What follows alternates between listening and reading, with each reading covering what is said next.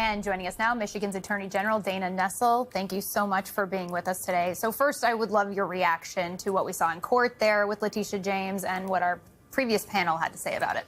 Well, you know, New York Attorney General Letitia James is one of the bravest people that I know.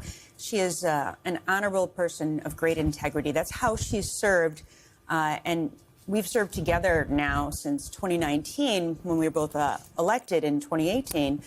And, you know, she's been a leader amongst attorneys general all across the nation. And that includes in a bipartisan fashion on many different issues like the opioid epidemic and the settlements that we procured, billions of dollars across the United States. But, you know, if he's trying to make Tish James into a martyr, I think that's exactly what he's doing, because everybody knows that Tish James is a person who believes very much in the strength of our laws and in making sure that she is law-abiding, as is everyone. So I think that these charges are specious, and they will not hold up in a court of law. So speaking of that, my colleague Ken Dilanian, as we just were talking about, has sources directly correlated with this case have said that some of the evidence has already been undercut against Letitia James. How high is the burden of proof for prosecutors here?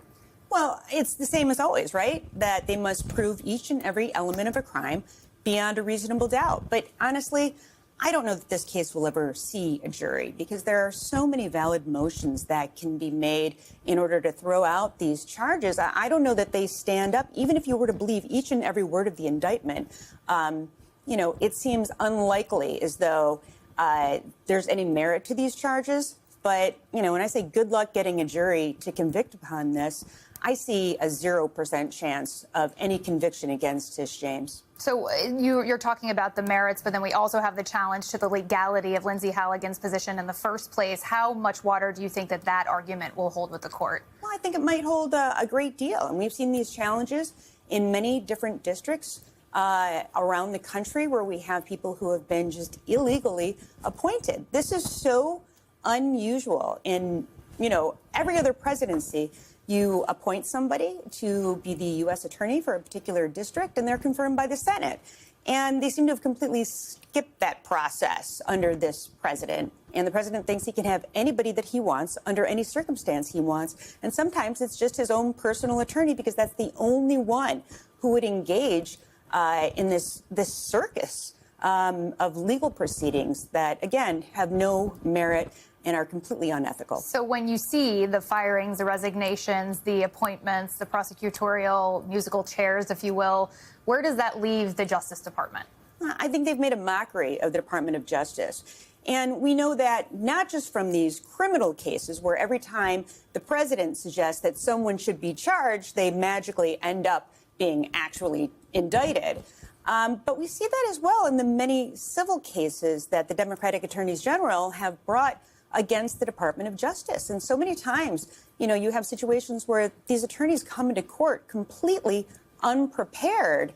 And, you know, the next day you're in court and whoever was there previously has left the department. They've been fired. They've quit. Career prosecutors no longer want to serve in this Department of Justice. In somewhat of a different dimension, President Trump seems to be still preoccupied with 2020 and says that he's putting commissions in place to safeguard the elections coming up, the midterms. What are you concerned about that? And in your state, how can you safeguard the process? Yeah, it's incredibly concerning. You know, we have every position in state government and federal government is up in Michigan. That includes a United States Senator position, obviously all the congressionals, our governor, et cetera, et cetera. And we have prepared, you know, we've taken significant measures to ensure that our elections will be run properly. And since I've been in office, we've done that in 2020, 2022, 2024. And in fact, we had record turnout in 2024. And the president should like that because he won our state.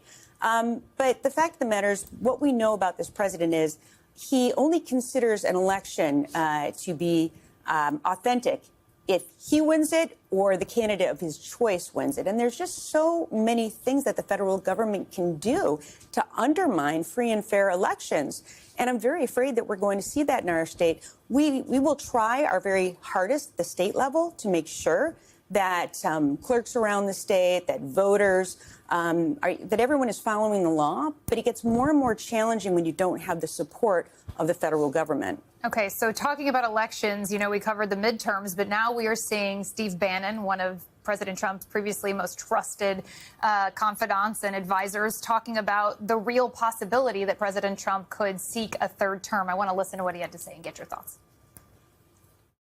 Well, he's going to get a third term. So Trump 28, Trump is going to be president in 28, and people just ought to get accommodated with that. So what about the 22nd Amendment? There's many different alternatives. At the appropriate time, we'll lay out what the plan is. But there's a plan, and President Trump will be the president in 28. We had longer odds in 16 and longer odds in 24 than we got in 28. And President Trump will be the president of the United States, and the country needs him to be president of the United States. We have to finish what we started. Okay, so we should say that we don't know the level of access that Bannon still maintains with the president, but it's not the first time that Bannon has made these comments. President Trump himself has made comments to this effect.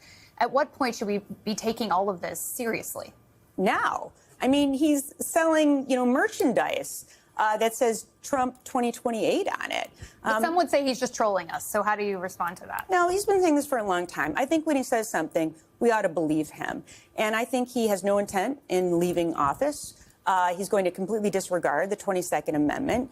On the first day that Trump retook office back in January, he signed an executive order to undermine birthright citizenship, which is clearly delineated in the 14th Amendment. He didn't care. A Reagan appointee who saw the pleadings in our cases said that this was the most unconstitutional order he had seen in over 40 years on the bench. The Trump administration doesn't care about violating the Constitution. They never have, and they're never going to. So it's up to the rest of us to do everything we can to hold him accountable. And where are the Republicans to step up and say, of course you can't serve a third term? We have a Constitution, and that ought to mean something. So who does put up the guardrails? If Congress seems like they're unwilling to challenge President Trump, we've seen the high court strike down some of the lower court rulings on these cases. So where are the guardrails? Who stands up? Well, obviously, we're going to continue to file those lawsuits with the hopes that the courts will follow the law and do the right thing. But, we just saw the No King's Day rally where over 7 million people came out all across the United States. And I think it's going to take more and more people standing up, people who are not just Democrats or independents, but Republicans as well, saying we are not going to tolerate this. We believe in the rule of law, and we are going to insist that this administration adhere to it. Attorney General Dana Nessel, thank you so much for being with us today. We appreciate it. It's nice to have you in studio, by the way. Thanks for having me.